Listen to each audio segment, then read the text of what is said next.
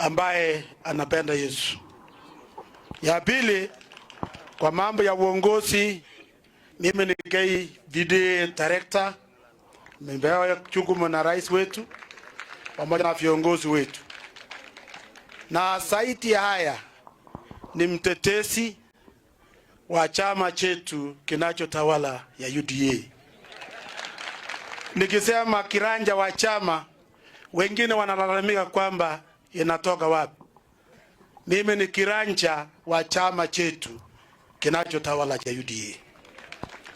Jambo la pili, singependa kuchukua nafasi kubwa kwa sababu nimepewa nafasi ya kusalamia kanisa. Nataka nipongeze speaker wetu. Speaker, umejua kazi. Ukitaka faulu, zamani kulikuwa kuna mafuta ambayo inaitwanga nasemanga anzie juu. Anza na kichwa ndio utaramuke. Lakini nataka nikupongeze kwa sababu umeanzia chini kufanya kazi ya Mungu. Mbele ni mzuri ukianza na kazi ya Mungu. Nikienda kumaliza, nataka niungane na viongozi wetu. Nataka niungane na viongozi wetu kwamba Reverend amenena kwamba anajua maneno yetu yote. Asante Reverend kwa sababu unajua maneno ambayo iko Kenya. Piga magoti kabisa. Piga magoti ombe nchi. Na mimi nataka ni dedicate wewe. Nataka ni dedicate wewe. Uombe Raila Amolo Odinga. All pastors in Kenya. Pastors wote, bishops, waombe Raila Odinga haokoke na ajue ya kwamba dunia hii Mungu alituumba tuishi kama watu wengine. Sio kuchochea watu wengine wawawe ndio yeye aweze kujulikana na yeye na opposition yetu katika Kenya.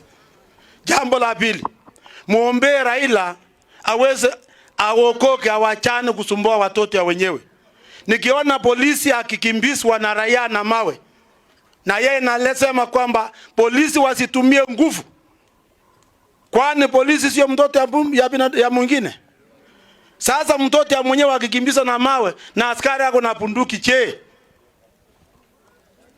huyu mtu akiwawa na akubwa na bunduki atakuwa amejisaidia? So mimi nikasema bwana senator, mheshimiwa senator pamoja na mheshimiwa Makla, nyinyi mwenda maamen constitution jamani. Mweke mawe, kama mtu akishika mawe ni silaha. Kwa sababu mawe akikupata tu peke yake kwisha. Si mawe ilimaliza Goliath.